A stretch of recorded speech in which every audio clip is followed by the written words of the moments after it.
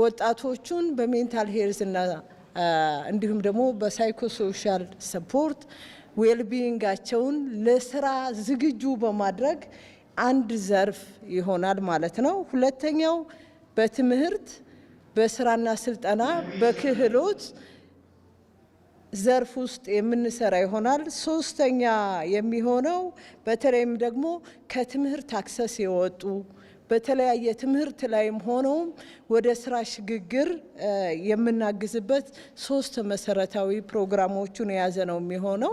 ይህ ፕሮጀክት ለየት የሚያደርገው እንግዲህ የወጣት የስራ እድል ፈጠራ ስንል ቀጥታ በራሱ በለመድ ነው ኮንቬንሽናል በነበረው የወጣት የስራ እድል ፈጠራ ሳይሆን ከቤዚክ ቴማቲክ ኤሪያዎች ጋር ከትምህርት ከጤና ከወሽ የተያዙ ኢንተግሬትድ የሆኑ ነገሮችን አካቶ የሚሄድ ነው። ስለዚህ ይሄ ትልቅ ፕሮጀክት ትልቅ አስተሳሰብ ያለው ካሳካ ነው ደግሞ መሰረታዊ ዲፓርቸር ለወጣቶቻችን ለማህበረሰባችን በተለይ ደግሞ በኮንፍሊክት አፌክትድ ለሆነው አካባቢ ትርጉም ያለው ለውጥ ተነሳሽነት ይሄኛው ከተነሳሳ ይቻላል ተሰብሮ መቅረት አይኖርም።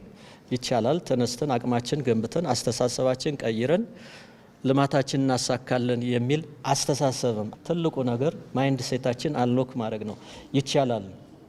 ይቻላል መንፈስ ከዳበረ መስራት የምንፈልገው ዓላማ ላይ መድረስ ወጣቶቻችን ወደ ትምህርት የመመለስ ወደ ስራ እድል የመመለስ ይቻላል መንፈስንም ጭምር የሚያመጣ ስለሆነ ሁላችሁም ተረባርባችሁ የኔ ነው ብለን የወጣቱ ጉዳይ የኔ ነው፣ የአልማ ጉዳይ የኔ ነው፣ የክልሉ ጉዳይ የኔ ነው ብለን በጋራ እንድንሰራው ጥሬን እያቀረብኩ የተሳካ ውይይት እንዲሆንልን እመኛለሁ። ፍትሃዊ እንዲሆን ለማድረግ ክራይቴሪያዎቹ ግልጽ እንዲሆኑ ማድረግ እነዚህን በምንችለው ልክ ይሄንን ሪዘርቭ እንድናደርግ መስራት ካልሆነ በስተቀር ሁሉንም ማዳረስ ስለማንችል ነው እነዚህን ብቻ የመረጥ ነው የሚለውን ነገር እንድትወስዱ አደራ ማለት ፈልጋለሁ። በሂደት የሚያጋጥሙ ችግሮች ካሉና የአሰራር ግድፈቶች ካሉ ደግሞ እየተወያየን እየተመካከርን ማናስተካክለው እንደሌለ እንድትይዙልኝ እፈልጋለሁ።